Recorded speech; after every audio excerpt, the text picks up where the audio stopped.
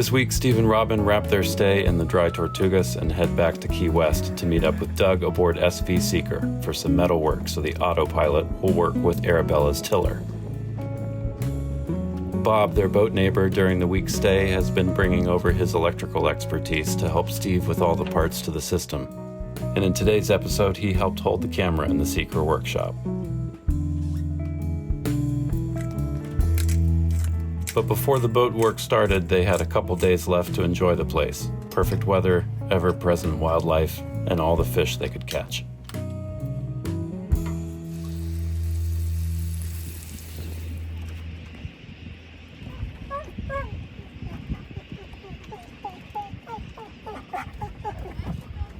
Not gonna last long fishing if he's gonna do that the whole time. Akiva? Yeah. Hey, it's enough. What does he want, your bait? Yeah, or, I mean, he knows what fishing is. Oh. Do you want me to put him down below? No, it's okay.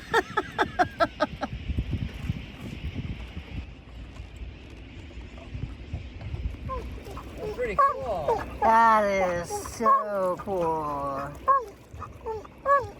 Akiva concurs.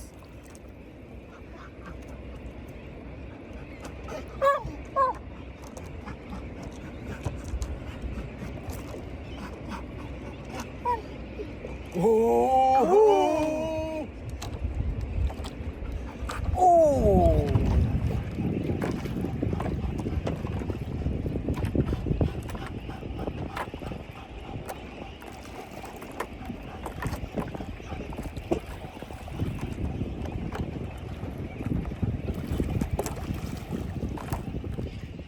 See the giant grouper just hanging out under the boat.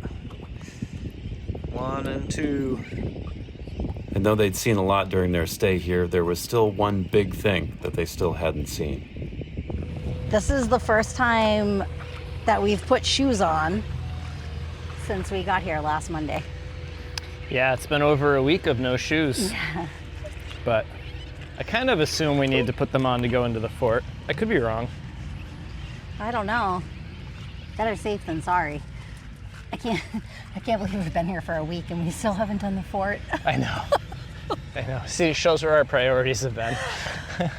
Doing nothing. Doing nothing. Doing Speak everything. for yourself.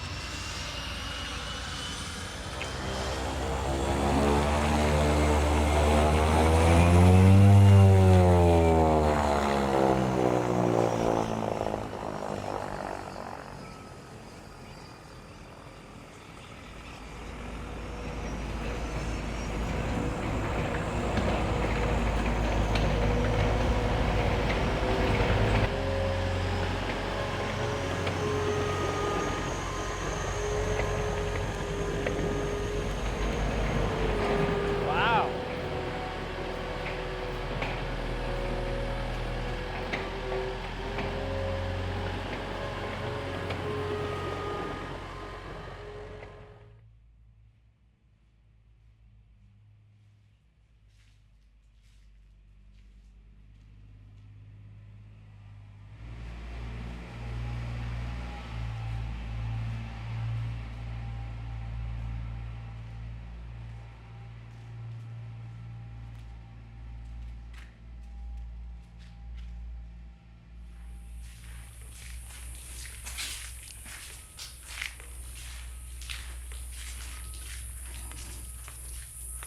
So it seems like this is where that water would come through. Hooked up above, go down below. Every bird is like the coolest thing I've ever seen. I don't know the names of any of them, but I know all their colors and all the shapes of their patterns on their wings. You know the magnificent frigate bird. How can you forget a name like Magnificent Frigate Bird? It's maybe my spirit animal. I don't want to leave. I know we need to because there's only so much food and water on the boat and there's no amenities here. I mean, But- we have another week's worth of food and the water maker's online, so your arguments for leaving aren't really holding up. Yeah, but you need to get back to Key West in order to do what you need to do. That's true. We got to try to catch Doug before he goes.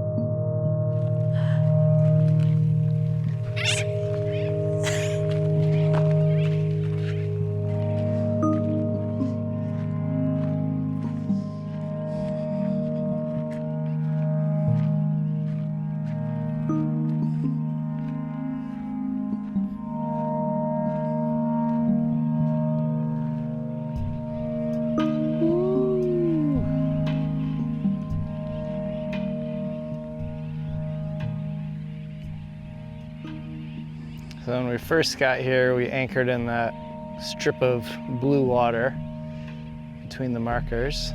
It's an old shipping channel that I believe got dredged and they no longer use. All around here is pretty shallow. Well, when Doug said it was a lot of bricks out in the middle of the ocean, he wasn't kidding.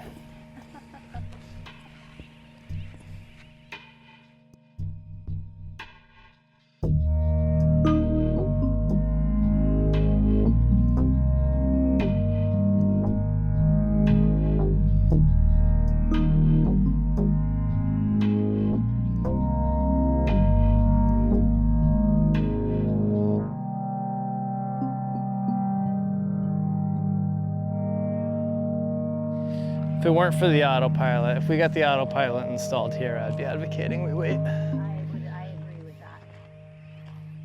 But Doug wants to leave in a few days and that offer stands, so we should go make use of it. Going in for our last morning walk. Don't remind me. So stinking pretty here. Oh, this has been such an awesome stop.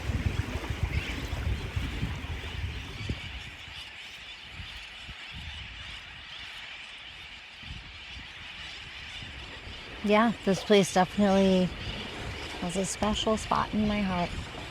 Yeah. I would come back here a million times over. I don't think I've ever heard you say that. No, You're usually like, I've seen it, I've been there for a week, never have to come back again. Adios, on to something new. Yeah. Yeah, no, I could gather some moss here. For sure. I'm gonna be so not sad to have the autopilot. Yeah, that's something to look forward to. Yeah, it is something to look forward to. It'll be cool to do a project with Doug. Yeah. He seems pretty psyched to help out. Yeah, that was funny because when we had lunch with him last week and he was like, oh, like any kind of project you need? You're like, nah. Like 2 days later, you're like, bingo. Great idea. Yeah, this is gonna be very cool.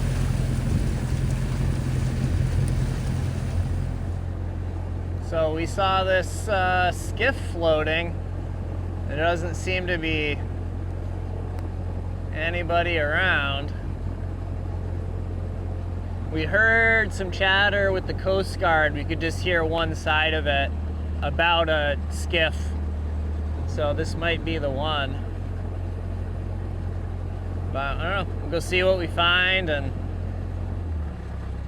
we don't really need a skiff, but we might take it in tow, because I personally would hate to run into something like this in the middle of the night, and I feel kind of bad just leaving it hanging out here, but let's go take a look.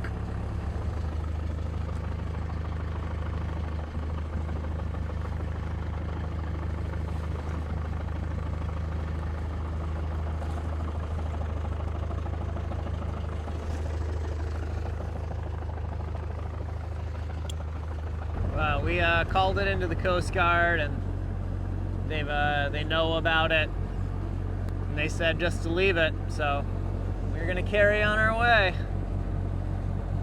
Very eerie, coolers in it and everything. I wonder where it came from. It has Florida registration numbers, but that doesn't really mean much.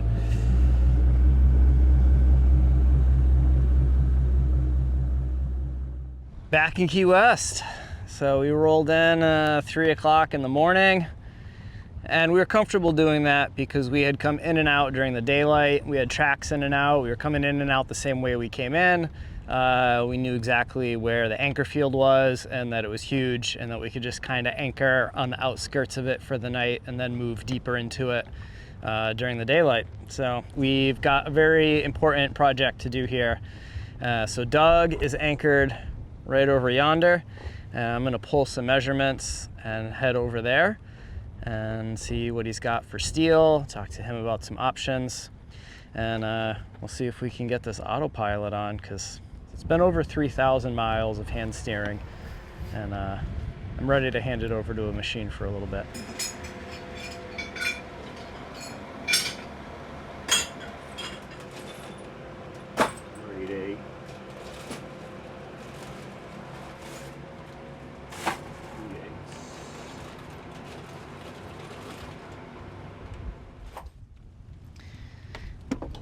I got our stainless stock here from Doug to work with.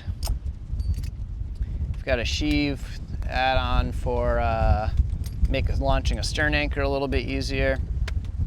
And we got all our parts.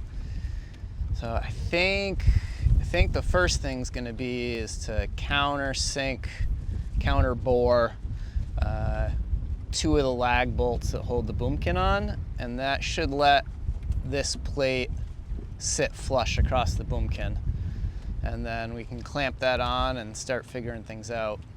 I'm working off the stern of the boat, and it's pretty calm out here, but things are moving a little bit. I had to be really careful not to drop anything in the water.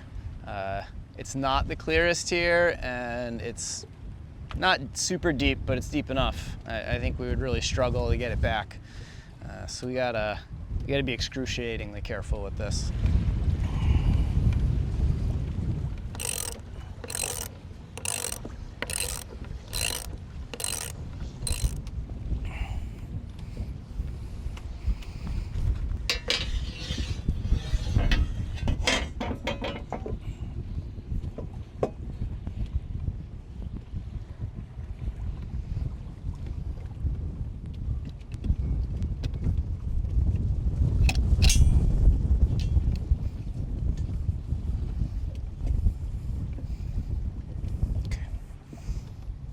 Now I can't run away, even if we get waked.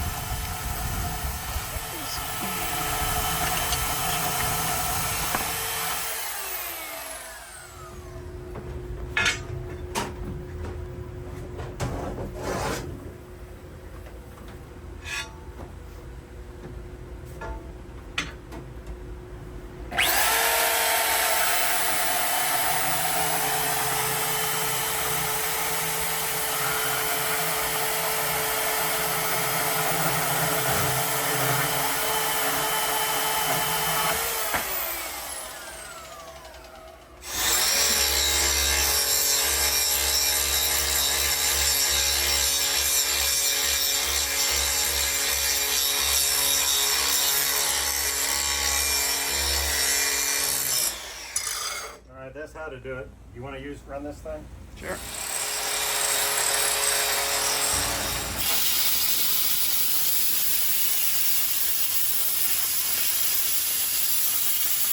got the power turned down so I can run it off the solar.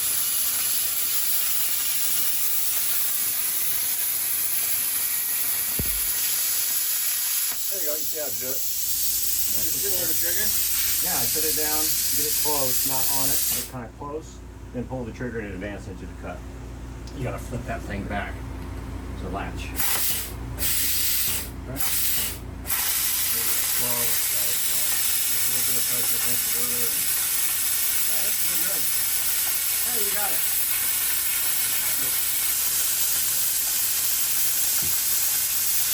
Got that in?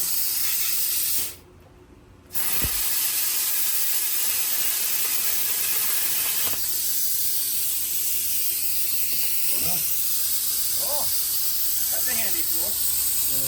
That's my favorite tool. Has been for a long time. Is it that piece or this piece? I need them both. Oh.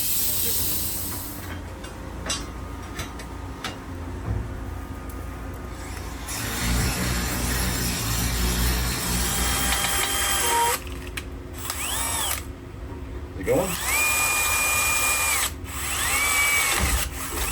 Hallelujah. One done. One down. Is it slow RPM for stainless? As long as the metal's coming out, it's good. Okay. Metal stuff's coming out. No good. Stop.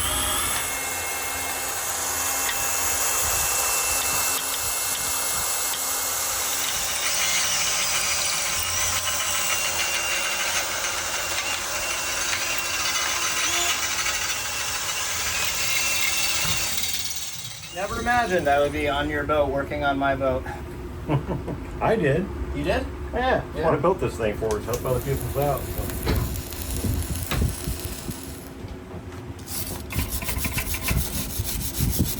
We're moving Steve to the dark side. We're going to make him build a metal boat next, right? Dude, Robin will leave me if I start building another boat. Had a really productive day and fun day yesterday aboard Seeker, doing some metal work.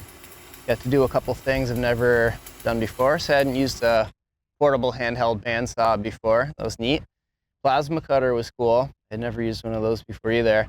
And I haven't welded stainless steel, but it was very much like stick welding mild steel. So that was pretty easy. And this is what we ended up with.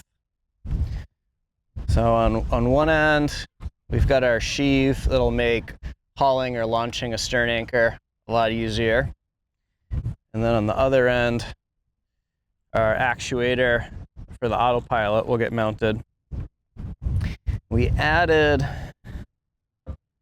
some supports to the bottom because this flat stock, doesn't have a lot of resistance to bending up and down. And as you're hauling an anchor on here, and as that actuator is putting up to 700 pounds of force, they say, I hope it never gets to that point. Something's terribly wrong and other stuff might start breaking at that point.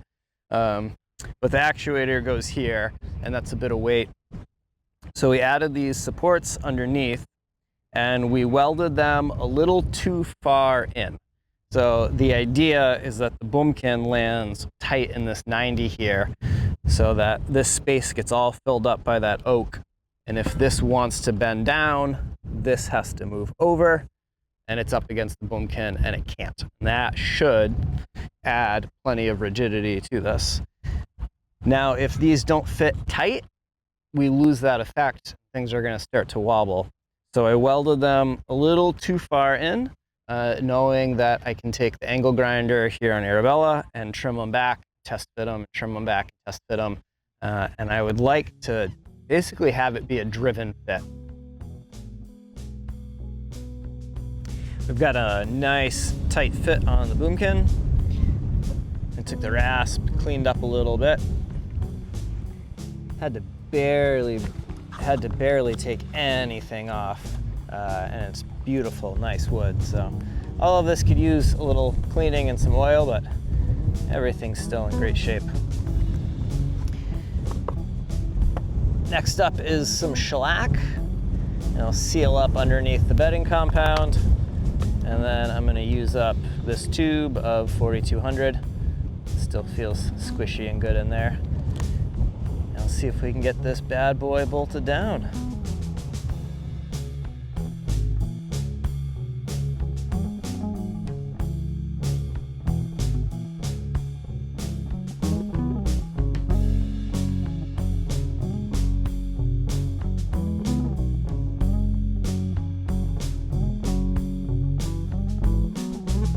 We're coming along. Next, we got to mount the rudder feedback sensor, and we'll put it right here. It's going to be protected under the tiller. It's going to be below any of the lines. I feel pretty good about it. You can see how the base is all open on this. So if I'm going to bed this, I have to put quite a bit of sealant in there. And I think what I'm going to try is we'll put these little screws in. and I'm gonna throw 2 of these little washers on there and screw that down. This really takes not much effort at all, so I think we'll have plenty of friction if we tighten those screws up. If not, they're easy enough to come out and I can bed it. But this will stand this off of the king plank there a little bit and let the water come and let the water go. And we'll keep an eye on it, but I think we're gonna try that first.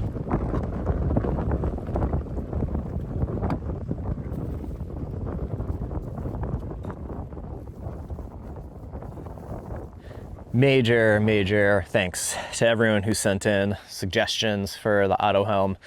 But by the time I shot me having the issues and then met up with Doug and Ben got the video edited, we had already got a solution figured out. But if I'm unhappy with the solution that we have, I've got a lot of great options that we can kind of look at if this doesn't end up working out. So having plans B, C, D, E, and so on, I am always a big fan of. Thank you so much to Doug and Bob for helping me get the Autopilot situated. Without Doug's assistance with the metal and the shop, and without Bob's assistance with troubleshooting some of the electrics and getting that figured out, I don't know if we would have the auto helm. And we've used it 2 days now for a couple short jaunts, just testing it out under sail and motor, and I've been really happy with it. So far so good, and we got some big miles coming up, running our way up the East Coast back north, and it's gonna make a world of difference. It's gonna be huge. I'm really excited for it. So thank you to everyone who helped make that a possibility for us. It's really gonna open up a lot of doors for Robin and I, covering some bigger miles and not just doing these little day hops as much. While I was in Seeker working with Doug, there's quotes and sayings engraved into a lot of the woodwork and the sole and in the crates and stuff, and we were talking about those different quotes. I asked Doug if he was familiar with The Quitter by Robert Service. When you're lost in the wild and you're scared as a child and death looks you bang in the eye and you're sore as a boil, it's according to Hoyle to cock your revolver and die. But the code of man says fight all you can and self-disillusion is barred. In the hunger and woe, oh, it's easy to blow. It's the Helser for breakfast that's hard. You're sick of the game. Well, now that's a shame, because you're young and you're brave and you're bright. You've had a raw deal. I know, but don't squeal. Buck up to your damnedest and fight. It's the plugging away that will win you the day. So don't be a piker, old pard. Just draw on your grit. It's so easy to quit. It's the keeping your chin up that's hard. It's easy to cry you've been beaten and die. It's easy to crawfish and crawl. But to fight and to fight when hope's out of sight, why, that's the best game of them all. And though you come out of each grueling bout all broken and beaten and scarred, just have one more try. It's dead easy to die. It's the keeping on living that's hard.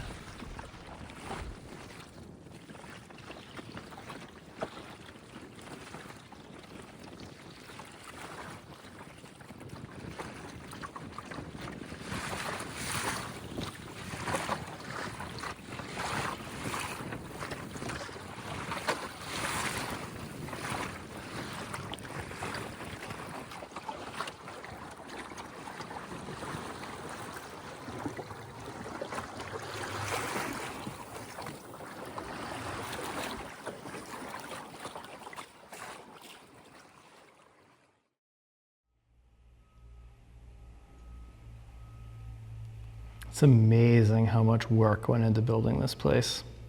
Almost as much work as went into building Arabella. No, this is way more work. I know, honey. Like, way more work. I just can't imagine how many shiploads of bricks this was. 16 million. I mean, where's the nearest place that these would be made? Certainly not Key West, I wouldn't think. Moving all this earth, feeding all those people. Like, wow.